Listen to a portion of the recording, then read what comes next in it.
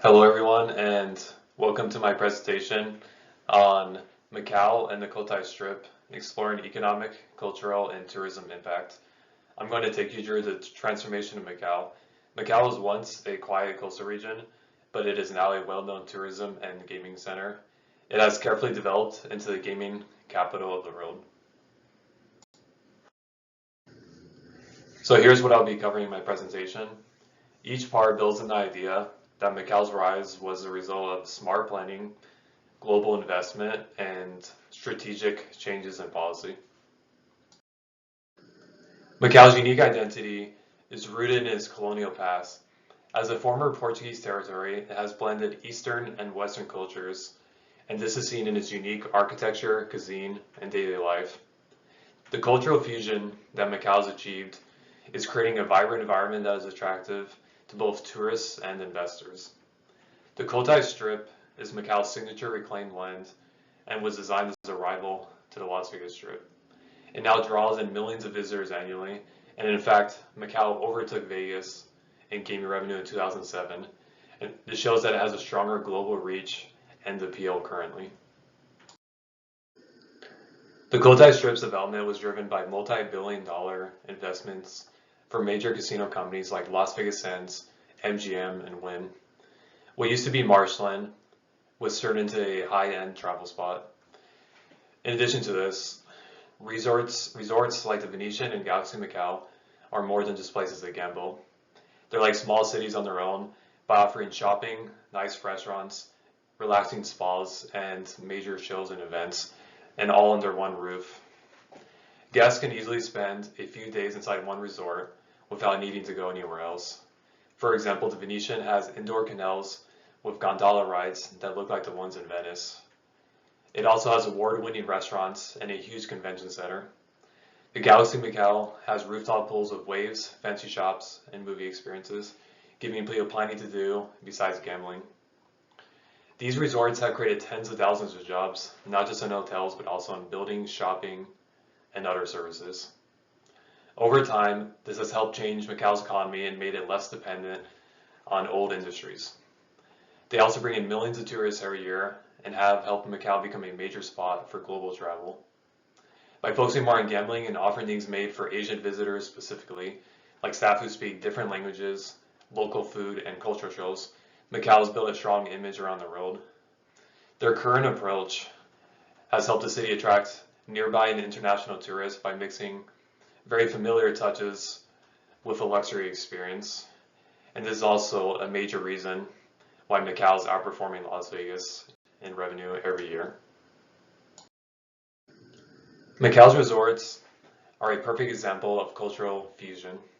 For instance, Studio City leans into the glitz and glamour of Hollywood and offers immersive experiences like the Batman Dark Flight and an iconic figure eight Ferris wheel, which gives visitors a feel of a movie set.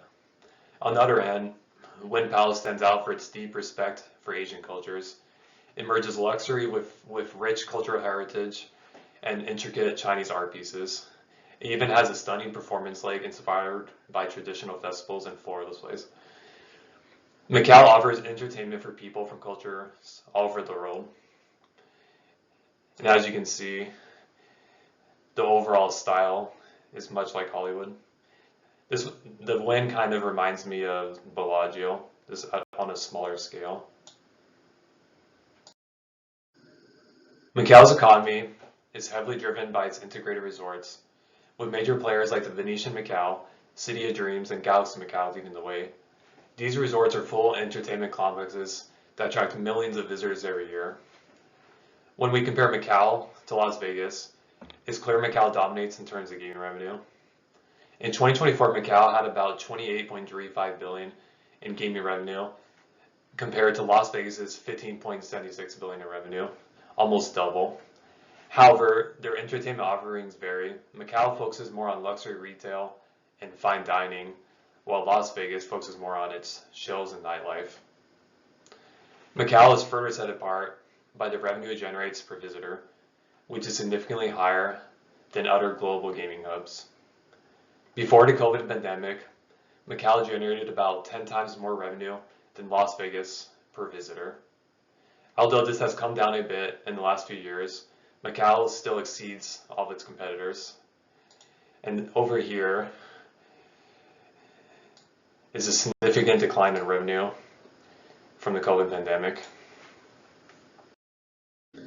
Macau has supported its growth with increased infrastructure investment over time. One major project is the expansion of Macau International Airport. The airport's area will be expanded from 196 to 325 hectares by 2030, which is over a 60% increase. Macau is also aiming for a passenger capacity of 13 million people annually. Macau's goal is to scale its operations to allow more visitors while using sustainable practices. Inert construction materials and phased reclamation show Macau's commitment to eco-conscious development. This expansion strengthens Macau's position in the Greater Bay Area civil aviation network, and this is going to make it more accessible and attractive to global visitors. The aerial view of Macau on the right outlines these expansion plans.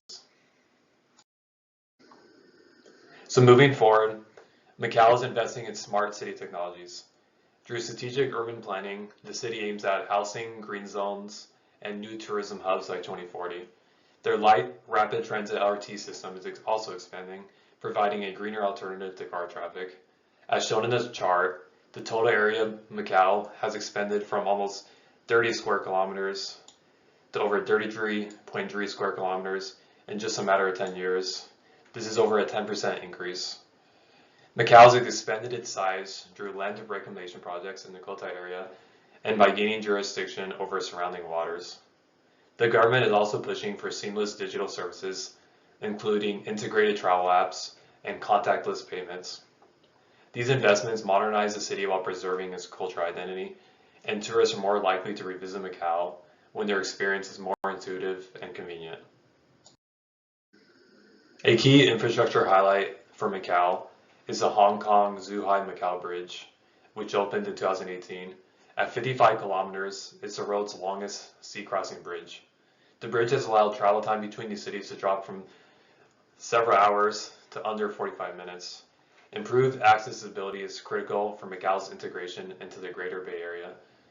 This bridge has brought more tourists directly into the Cotai Strip, especially from mainland China. Essentially, more visitors mean more hotel bookings, more casino activity, and then greater retail revenue. At the end of the day, infrastructure fuels economic growth for countries. Still, Macau's success didn't come without problems. For a long time, VIP junket groups brought wealthy gamblers to Macau's casinos, often working in unclear legal areas. These groups gave out credit, collected money owed, and fueled very big spending. But in 2021, new rules cracked down on the setup by banning deposits and making both casinos and junkets responsible together. This ended up leading to a shift from risky, high-stakes gambling to more regular tourism. Even though income dropped at first, it created a more honest and stable system. Macau is now more focused on protecting its name rather than chasing short-term profits.